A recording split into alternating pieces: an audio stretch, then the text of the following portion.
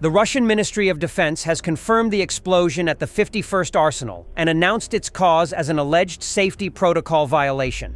This was reported by Astra with reference to the ministry's official statement. According to the Russian Ministry of Defense, the explosion occurred as a result of a fire caused by non-compliance with safety rules at the facility. The explosion occurred on the territory of the 51st Arsenal of the Main Missile and Artillery Directorate, Military Base 11785, on April 22nd, near the village of Barsovo in the Vladimir region, approximately 530 kilometers from the border with Ukraine. Local authorities announced the evacuation of about 2,000 residents from potentially dangerous areas due to the risk of ammunition dispersal and secondary explosions. It is known that at least 2 munitions hit civilian objects, one in the Krasny Oktyabr neighborhood of the city of Kirzhach, and the other in a country house in Vyazma. Explosions have also been reported in fields and roads in the surrounding areas. There is no information about casualties among the arsenal personnel, but at least 2 civilian injuries have been confirmed. The images published online show that the range of ammunition stored in the 51st Arsenal's storage facilities included medium-caliber artillery shells and missiles for anti-aircraft systems. In particular, some of the footage shows a storage facility with transport and launch containers for 9 M83 missiles intended for the S-300V anti-aircraft system, as well as stacks of boxes with 30mm high-explosive fragmentation shells. The arsenal also had a specialized laboratory that monitored the technical condition of powders and explosives in ammunition, as well as workshops with testing equipment designed to test high-tech weapons. For example, one of the published photos shows the process of testing 9 M33 missiles, which are part of the OSA anti-aircraft missile system. In addition, like other large bases of the Russian Main Missile and Artillery Directorate, the 51st Arsenal has traditionally stored significant amounts of ammunition for large-caliber artillery, multiple launch rocket systems, and small arms ammunition. Russians are using quad bikes for assaults on Ukrainian positions, as they allow for quick dismounts and the ability to hide in crevices. Russian forces have increasingly used quad bikes for rapid assault missions, especially along flat terrain and forested areas near the front. These lightweight vehicles allow for quick troop movement, often carrying small squads or equipment at high speed. The main goal is to surprise Ukrainian positions, bypassing mines or trenches with agility.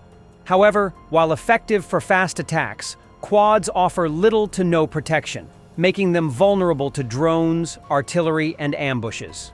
Ukrainian forces have frequently targeted them with FPV drones, turning this mobility tactic into a high-risk gamble. The soldiers of the 43rd Separate Mechanized Brigade held their ground for more than 50 days under continuous enemy assaults. An interview with soldiers Ole and Vitaly was published by Army TV. They were defending themselves in a garage with a 60mm mortar shell sticking out of the ceiling. According to the soldiers, enemy assault groups approached their positions at a distance of only 5 to 6 meters. To improve visibility, a mirror was installed in front of the position, providing a panoramic view in 3 directions. Thanks to this mirror, it was possible to spot and kill a Russian infantryman who got too close in time. FPV drones were actively used against the Ukrainian military, with more than 70 enemy vehicles spotted over the course of a day. The soldiers managed to capture an enemy radio station and decipher the messages. The invaders used color codes to designate streets. The Ukrainians also intercepted negotiations in which Russians were driving the wounded into battle, refusing to evacuate them, promising to honor them as heroes of Russia for their deaths, and threatening to kill the relatives of their own soldiers. When the Ukrainian soldiers ran out of bread, they began baking it by candlelight, using only flour and oil. Soldiers Roman and Ivan, who held an adjacent position, said that the most difficult part was the approach and withdrawal from the position. It took them 3 nights to leave their positions. During the withdrawal, the soldiers captured a Russian and rescued a fellow soldier from the 77th Airmobile Brigade.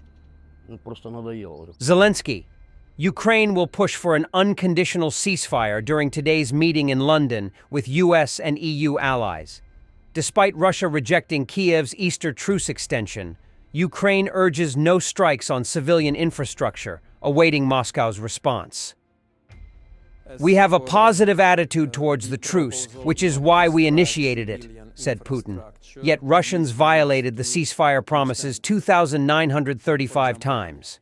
As for the proposal not to strike civilian infrastructure, this needs to understand.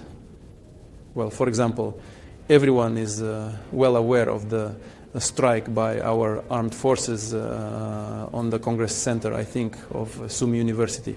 Is it a civilian object or not? Civilian. But there they were awarding those who committed crimes in the Kursk region and units of the armed forces of Ukraine and nationalists. And these are the people we consider criminals who should receive deserved retribution for their deeds in the border region, including in Kursk. They received it, retribution. This was done specifically to punish them, but is it a civilian facility or not? However, the regime uses these civilian facilities, or just recently, a few days ago, in the Odessa region, a strike was carried out by our armed forces. It is a small settlement in the Odessa region, 82 kilometers, I believe, from Odessa. Well, so what kind of facility is it? An agricultural facility, hangars, an agricultural enterprise. But there, the Kyiv authorities, together with foreign supervisors and assistants, tried to organize not only production but also tests of a new missile systems. A strike was also carried out there. So is it a civilian object or not? Civilian. But it was used for military purposes, or they hold some gathering in a restaurant, those people who deserve the most serious punishment for the crimes committed. Such things happen too. Gatherings, meetings, conferences are held in a restaurant, celebrating something, drinking vodka, and so on. One of the strikes was also directed there. It's a civilian object. Civilian. But what's the purpose? Military. This needs to be addressed. This is all a subject for such thorough investigation, perhaps even bilaterally, as a result of dialogue. We do not rule this out. Russian propagandist Simonyan. We don't want what's not ours. It has always been like that. We will take what's ours, our Russian territories. Those lands where people of our culture, our history, our language live, who want to live with us. We will take away everything where we are welcome. What fate awaits Ukraine? No fate awaits Ukraine. Fate awaits the territories that were formerly Ukraine. As it seems to me, the territories that were formerly Ukraine will be divided as Poland once was. We have never needed what belongs to others. We will take back our own, our Russian territories, the lands where people of our culture, our history, our language live, who want to live with us. We will take all those where we are welcomed. In the middle, there will be a buffer zone so that those who are not pleased with us cannot cause trouble for those who are pleased. And what is beyond the buffer zone, well, someone will find a way to divide it among themselves, one way or another. Whether it is a de jure annexation or some other kind of twisted, a hand-turned protectorate that they like to do in the West. Well, in some form, it will be like that. An initiative group of Russians in Washington plans to hold the first Immortal Regiment march in recent years on May 3rd in the center of the U.S. Capitol. The event is dedicated to the 80th anniversary of the end of the Great Patriotic War. This is stated in a leaflet distributed by the organizers among Russian-speaking groups in the United States. From the beacon of freedom to the beacon of dictatorship. Great work.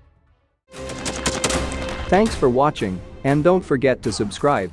Also, if you want to support Warthog Defense, please become our member and get early access to new videos, exclusive members-only videos, and become administrator in comment section. The membership link is in the description. Rescues every day. We had a guy last week, it's 6 rescues in 6 days. You know, he's doing the job every day.